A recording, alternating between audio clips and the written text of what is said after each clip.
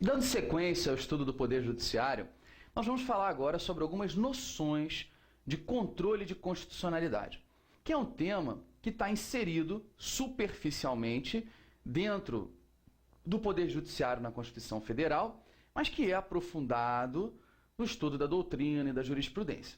A minha intenção aqui não é aprofundar nesse tema, é apenas passar noções para que numa questão que peça no programa Poder Judiciário, você tenha condições de resolver as questões objetivas, as questões direcionadas a esse tema dentro do Poder Judiciário. Então a intenção não é, reforço, a gente fazer aqui um estudo aprofundado do controle de constitucionalidade, mas sim noções básicas para entendimento dos dispositivos do Poder Judiciário que tratam desse assunto.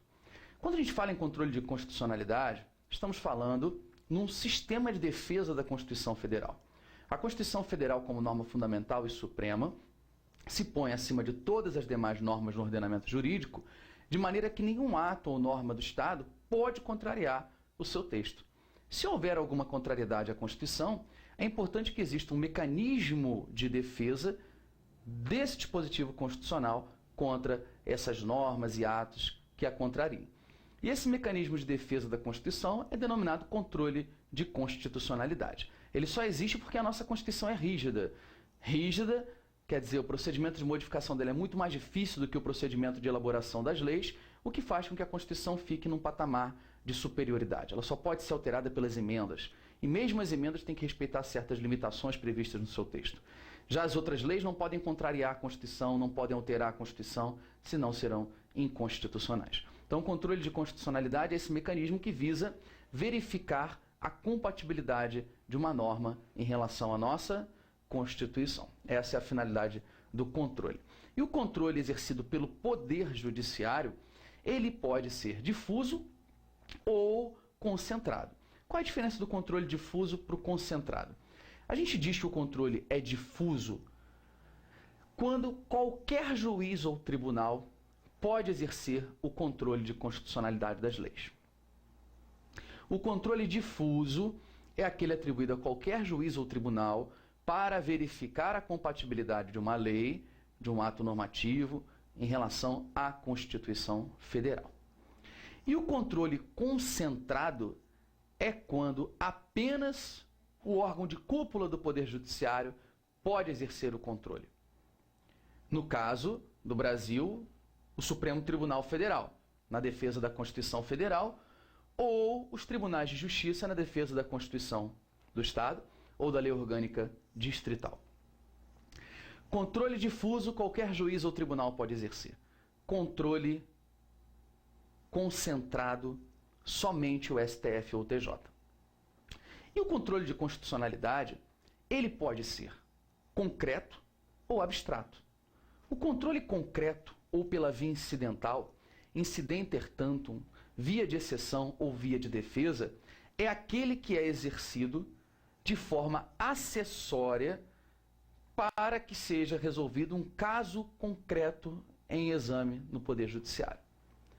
Então, o controle concreto, ele se apresenta como uma questão prejudicial num processo de competência de um juiz ou tribunal, aonde para julgar a causa, aquele juiz ou tribunal precisa primeiro ver se a lei aplicável ao caso é ou não compatível com a Constituição. Então, não é a questão principal da ação, é uma questão incidental, é um argumento de defesa, de exceção, é um controle concreto, um caso concreto, pela via concreta. E os efeitos da decisão nesse controle são interpartes. Se o juiz ou o tribunal diz que uma determinada lei é inconstitucional quando o controle é feito dentro do caso concreto, os efeitos dessa decisão restringem-se às partes do processo, efeitos interpartes. Agora, existe o controle de constitucionalidade abstrato, pela via direta, por via de ação, que é um controle pela via principal, um controle que se dá por meio de ações objetivas, propostas diretamente no STF ou no TJ, visando a defesa da harmonia do ordenamento jurídico, visando a defesa da Constituição contra normas que a contrariem. Com o objeto da ação sendo esse. Então, é proposta uma ação diretamente no Supremo, questionando a validade de uma lei diante da Constituição Federal, questionando essa constitucionalidade, visando defender não o direito de A, de B ou de C, mas defendendo a harmonia do ordenamento jurídico. E quando o Supremo analisa em abstrato a constitucionalidade de uma lei, essa decisão do Supremo não se restringe às partes. Essa decisão terá uma eficácia erga omnes, contra todos. Se o Supremo diz essa lei é inconstitucional, ela não vai ser inconstitucional só naquela situação, mas para todas as pessoas que se encontrem em situação equivalente, para toda a sociedade, aquela declaração de inconstitucionalidade vai se operar. E aí o detalhe que você tem que observar é o seguinte: no Brasil, quando o controle ele é feito pela via incidental, ou seja, no caso concreto, ele vai ser um controle difuso, ou seja, qualquer juiz ou tribunal vai poder exercer o controle para resolver um caso concreto que lhe é apresentado, dentro da sua competência normal. Agora, o controle abstrato pela via principal, por meio de uma ação direta, ele vai ser concentrado no STF, na defesa da Constituição Federal, ou no TJ, na defesa da Constituição do Estado ou da Lei Orgânica Distrital. Observe aqui um exemplo para você guardar bem essa diferença. Imagine que uma lei estadual estabeleça que a empregada doméstica tem direito a receber hora extra. Direito que não é previsto na Constituição Federal. A Constituição Federal não garante esse direito da empregada doméstica a receber hora extra. Pode a lei estadual dispor sobre isso? Sim ou não? Bom, a lei foi feita.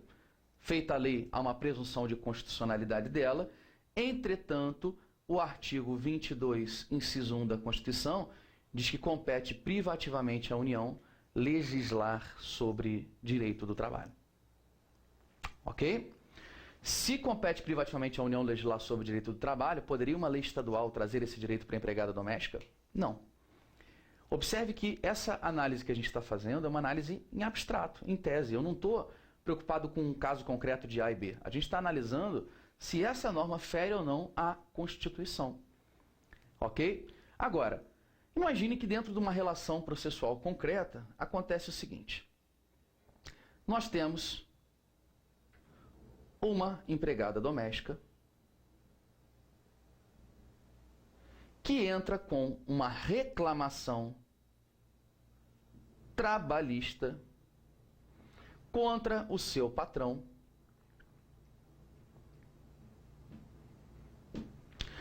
a empregada doméstica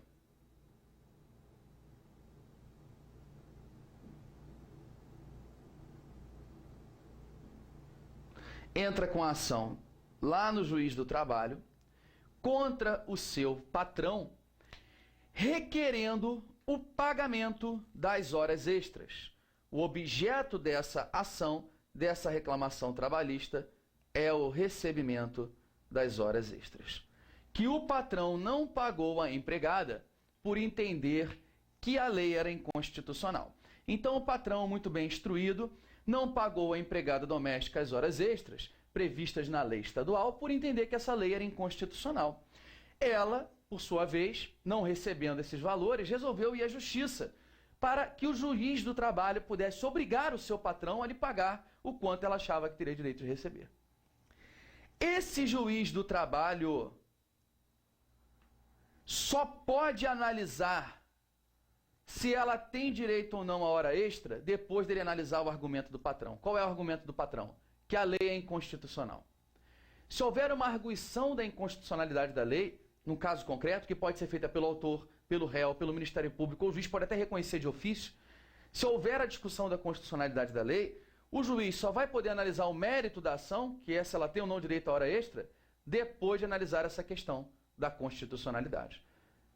Então, quando o juiz analisa a constitucionalidade da lei dentro desse caso concreto, o que ele está fazendo é um controle de constitucionalidade, é difuso, porque qualquer juiz ou tribunal pode fazer esse controle dentro de um caso concreto em que ele está atuando na sua competência normal. Esse juiz do trabalho pode declarar inconstitucional uma lei federal, uma lei estadual, uma emenda constitucional, qualquer norma que viole à Constituição Federal. Ele sozinho, por um ato seu, pode reconhecer que a lei é inconstitucional, pode declarar a inconstitucionalidade da lei, dando o ganho de causa ao patrão e a empregada perdendo essa ação. Ok? Então esse é um controle difuso, qualquer juiz ou tribunal pode fazer, e é concreto, se dá dentro do caso concreto. Os efeitos dessa declaração de inconstitucionalidade são interpartes. O juiz afastou a aplicação dessa lei da relação entre A e B, só. Outro empregado e outro patrão, outra relação, outra situação. Essa lei só é invalidada dentro dessa relação jurídica. Agora, a empregada doméstica recorreu, foi ao Tribunal Regional do Trabalho, entrou com o recurso lá no TRT. Por quê? Porque ela entendeu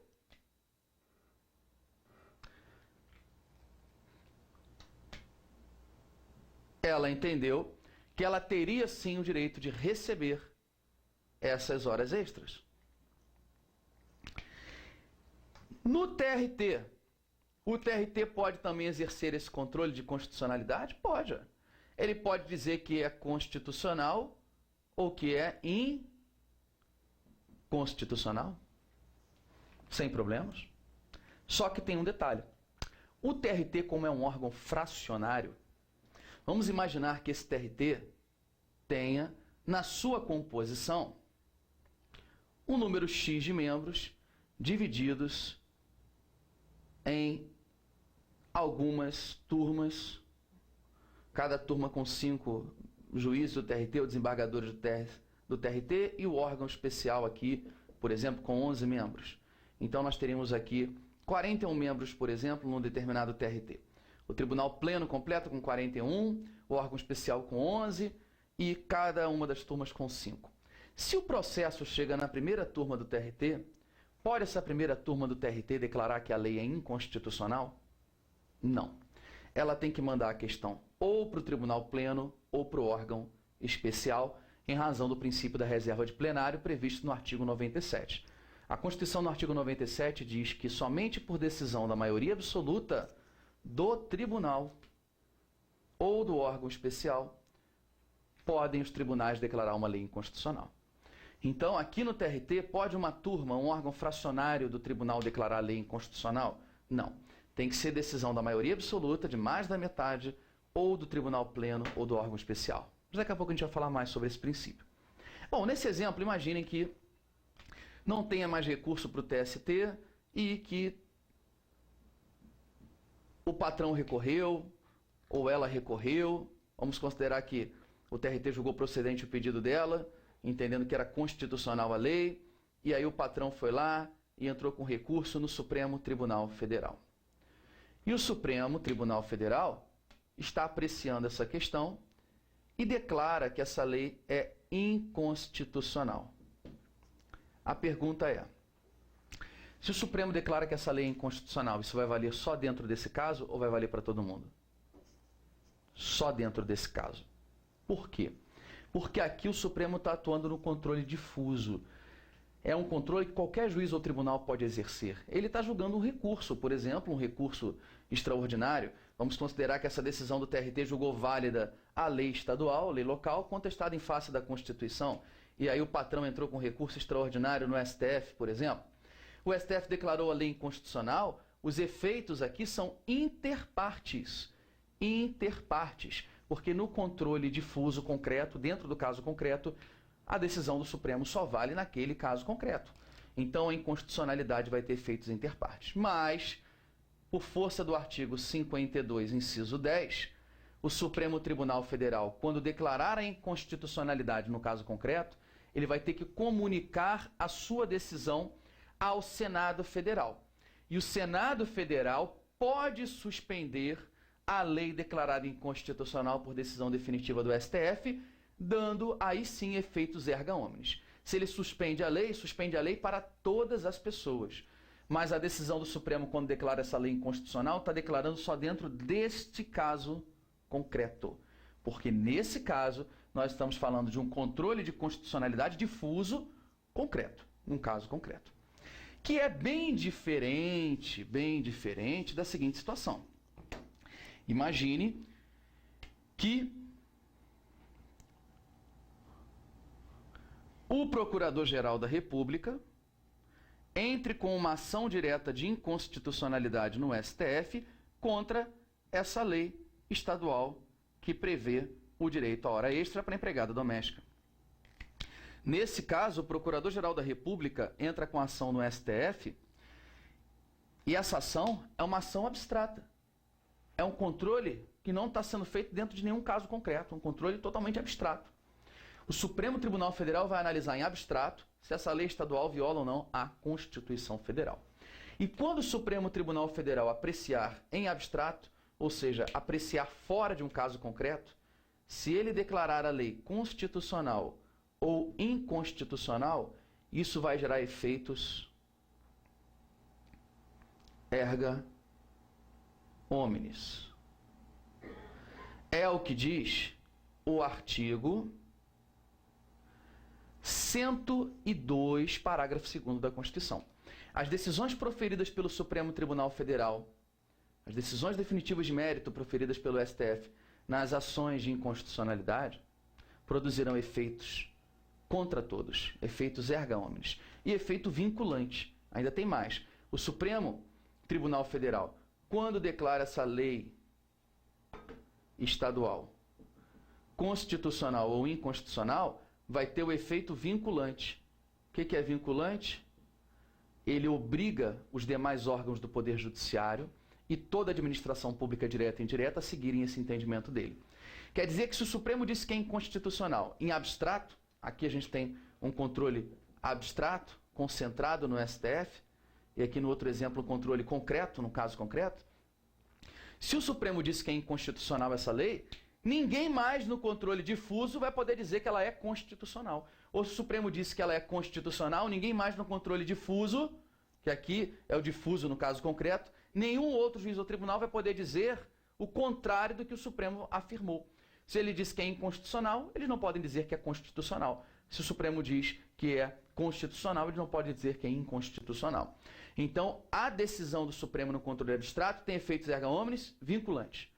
Enquanto que quando o controle se dá dentro de um caso concreto, o efeito é só interpartes. Essa decisão do Supremo aqui vai ter efeitos interpartes e não é vinculante. Não é vinculante. Só vai ter efeitos erga omnes, suspendendo a lei, se o Senado quiser suspender a lei. E o Senado não é obrigado a suspender a lei. Ele pode suspender a lei declarada inconstitucional pela decisão definitiva do Supremo Tribunal Federal. Ok? Bom, tendo essas noções básicas, nós vamos avançar e a gente volta falando um pouquinho sobre cada um deles. Tá? Só já adiantando. Nós vamos ver agora as ações no controle abstrato. As ações que podem ser propostas diretamente no Supremo Tribunal Federal na defesa da Constituição. O PGR aqui foi um exemplo, mas o artigo 103 diz quem pode entrar com essas ações direto no Supremo Tribunal Federal. Você pode acompanhar no seu material de apoio, a gente tem aí no artigo 103 os legitimados para ADI, ação direta de inconstitucionalidade. Mas além da ADI, a gente tem também ação declaratória de constitucionalidade, ação de inconstitucionalidade por omissão, arguição de descumprimento de preceito fundamental. Essas são as principais. Todo mundo que pode entrar com essas ações está no artigo 103 da Constituição. Pode entrar com ação direta de inconstitucionalidade, ação declaratória, ação de inconstitucionalidade por omissão e arguição de descumprimento de preceito fundamental. Nesses casos aqui, quem pode entrar então com a ação? Artigo 103. O Presidente da República, a mesa do Senado Federal, a mesa da Câmara dos Deputados, a mesa de Assembleia Legislativa ou da Câmara Legislativa do DF, o governador do Estado ou do Distrito Federal, o Procurador-Geral da República, o Conselho Federal da Ordem dos Advogados do Brasil, partido político com representação no Congresso Nacional, basta um membro na Câmara ou no Senado, e confederação sindical ou entidade de classe de âmbito nacional. Esses legitimados podem propor uma ação direta de inconstitucionalidade no Supremo Tribunal Federal. ou uma ação declaratória de constitucionalidade, ou uma ação de inconstitucionalidade por omissão, ou uma arguição de descumprimento de preceito fundamental. Nessas ações, o Supremo Tribunal Federal vai sempre ouvir o Procurador-Geral da República, e se o pedido da ação for a inconstitucionalidade de uma lei, ele vai citar o Advogado-Geral da União, que vai formular a defesa do ato normativo impugnado. Muito bem, agora vamos então seguir e vamos ver essas ações no controle concentrado, no controle abstrato. Nós temos na defesa da Constituição Federal as seguintes ações: ação direta de inconstitucionalidade geral, genérica, a ação declaratória de constitucionalidade, ADC ou ADCOM, a ADIO, que é a ação de inconstitucionalidade por omissão, a arguição de descumprimento de preceito fundamental e a ação de inconstitucionalidade interventiva. São ações concentradas, vão direto para o Supremo Tribunal Federal. E na defesa da Constituição do Estado ou da Lei Orgânica Distrital, nós temos perante o TJ a representação de inconstitucionalidade, que é uma ação direta de inconstitucionalidade estadual, para questionar a validade de uma lei ou ato normativo municipal ou estadual em face da Constituição do Estado ou da Lei Orgânica Distrital. Muito bem, ação direta de inconstitucionalidade, qual é o pedido? O pedido da ADI, é que uma lei ou ato normativo federal ou estadual seja declarado inconstitucional. Então, ela só pode ser usada para lei ou ato normativo federal ou estadual. Enquanto que a ação declaratória de constitucionalidade, o pedido é a constitucionalidade de lei ou ato normativo federal. Então, cuidado. A diferença é que uma pede a inconstitucionalidade, a outra pede a constitucionalidade.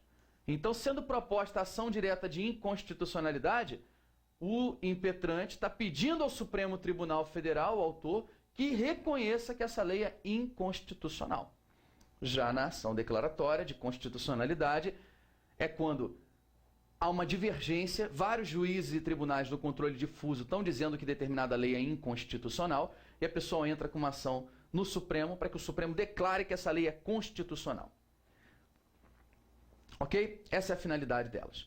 Se você for observar, o artigo 102, inciso 1, a linha A, fala que compete ao STF julgar essas ações e a medida cautelar dessas ações, como a gente já viu nas competências do STF.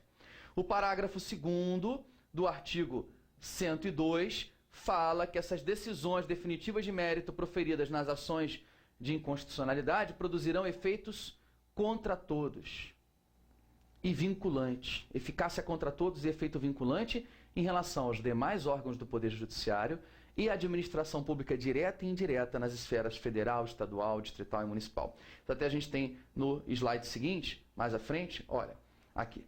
As decisões definitivas de mérito proferidas pelo STF nas ações diretas de inconstitucionalidade e ações declaratórias de constitucionalidade produzirão eficácia contra todos, que é o que a gente chama de erga omnes, e efeito vinculante. O efeito vinculante é em relação a quem? Aos demais órgãos do Poder Judiciário. Ou seja, o efeito vinculante vincula o próprio STF? Não. E a administração pública direta e indireta nas esferas federal, estadual e municipal. OBS não vincula o legislador.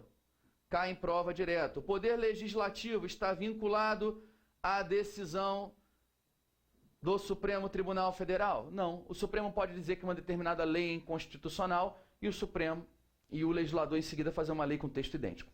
Pode acontecer isso? Pode. Então não vincula o legislador. As decisões na ADI e na ADC vinculam toda a máquina administrativa, federal, estadual, distrital e municipal e os demais órgãos do Poder Judiciário.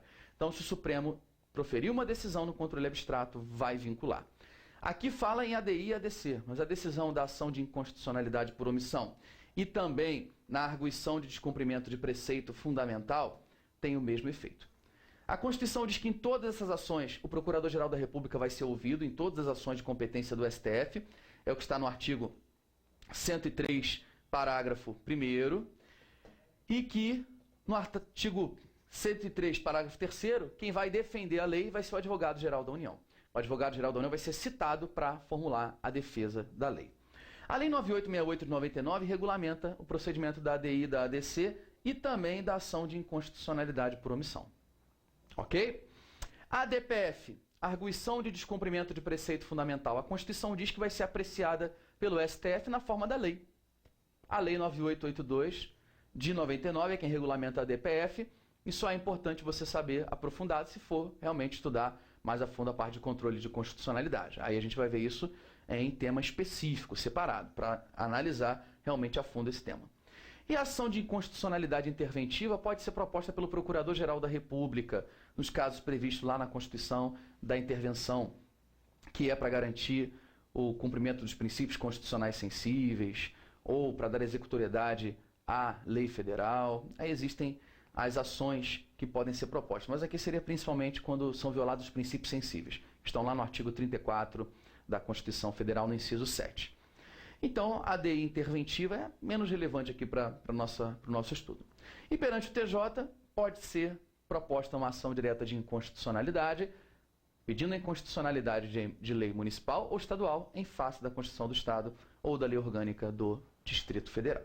Aqui estão os legitimados, todos eles, é importante estar guardando, porque muitas vezes é cobrado em prova. Observe que o advogado-geral da União não está aqui, nem prefeito, caem bastante. Advogado-geral da União e prefeito podem propor ação direta de inconstitucionalidade? Não podem. Essa lista é taxativa. E os artigos da Constituição que estão dentro da parte do Supremo Tribunal Federal que tratam de controle de constitucionalidade, a gente já comentou. PGR vai ser ouvido em todas as ações. Havendo inconstitucionalidade, pedido de inconstitucionalidade de lei, o advogado-geral da União vai ser citado para defender o ato impugnado.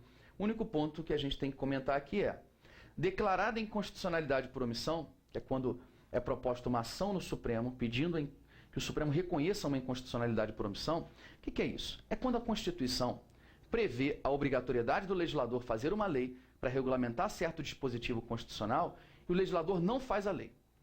Então há uma inconstitucionalidade, não porque ele fez alguma coisa, mas sim porque ele deixou de fazer. Então uma inconstitucionalidade por omissão. E sendo proposta essa ação de inconstitucionalidade por omissão no STF, declarada a inconstitucionalidade por omissão de medida para tornar efetiva aquela norma constitucional, o que vai acontecer? Será dada ciência ao poder competente para a adoção das medidas necessárias, das providências necessárias. E em se tratando de órgão administrativo, para fazê-lo em 30 dias. Então o Supremo reconhecendo que tinha que ser feita a lei, realmente não foi feita, há uma inconstitucionalidade por não atender aquilo que a Constituição determina, ele vai avisar o poder competente, legislativo, executivo, para que adote as providências cabíveis, e se for uma medida administrativa, se for um órgão administrativo, está faltando aquela medida administrativa normativa, aí ele pode determinar que seja feita no prazo de 30 dias. Ok? Então aqui é memorizar mesmo esses dispositivos para uma prova que aborde esses assuntos de maneira literal. Bom, em relação à cláusula de reserva de plenário, nós comentamos que os tribunais somente podem declarar a inconstitucionalidade de lei ou ato normativo por decisão da maioria absoluta do seu tribunal pleno ou do órgão especial. E aí tem um detalhe. O juiz pode declarar a inconstitucionalidade de uma lei por ato seu, exclusivo seu, sozinho. O juiz pode dizer que uma lei é inconstitucional. Então o juiz pode sozinho fazer isso. O juiz singular pode. Agora, nos tribunais tem que ter maioria absoluta ou dos membros do tribunal pleno ou do órgão especial. Por exemplo, o STF só tem 11 ministros, ele não tem órgão especial. Então tem que ter maioria absoluta do STF para declarar uma lei inconstitucional. Tem que ter voto de 6 ministros do Supremo para isso. Já aqui onde estou no Rio de Janeiro, o TJ do Rio tem 180 desembargadores. Maioria absoluta do Tribunal Pleno seriam 91 desembargadores declarando a lei inconstitucional. Mas, nesse caso, o Tribunal Pleno delega para o órgão especial tem 25 membros, então, tendo 13 votos favoráveis, a lei pode ser declarada inconstitucional. Isso é reserva de plenário. O princípio da reserva de plenário, ele só tem que ser observado quando for para declarar uma lei inconstitucional. Para declarar constitucional não precisa, porque já há uma presunção de que todas as leis são constitucionais. Então, se alguém argue a um órgão fracionário do tribunal a inconstitucionalidade de uma lei, e aquele órgão fracionário entende que a lei é constitucional, prossegue normalmente o julgamento. Agora, se ele entende que é inconstitucional, parou. Ele vai lavrar um acórdão remetendo a questão ao tribunal pleno ou ao órgão especial. Aí ocorre o que a gente chama de cisão funcional, há uma divisão de funções. Enquanto o tribunal pleno ou órgão especial vai apreciar a questão da constitucionalidade, vai devolver isso para o órgão fracionário, para a turma, câmara, sessão, aquele órgão fracionário vai analisar o mérito, vai analisar realmente o pedido da ação. Então, sendo arguída a inconstitucionalidade a um órgão fracionário de um tribunal, e esse rejeitar a arguição, prossegue o julgamento. Entretanto, se ele entender que realmente o ato é inconstitucional, vai submeter a questão ao tribunal pleno ou ao órgão especial. E só após o pronunciamento deste, ele vai dar sequência ao julgamento. E aí ocorre o que a gente chama de cisão funcional. No caso desse controle, dentro de um caso concreto, sendo feito por um tribunal, vai ocorrer cisão funcional de competência. Por quê?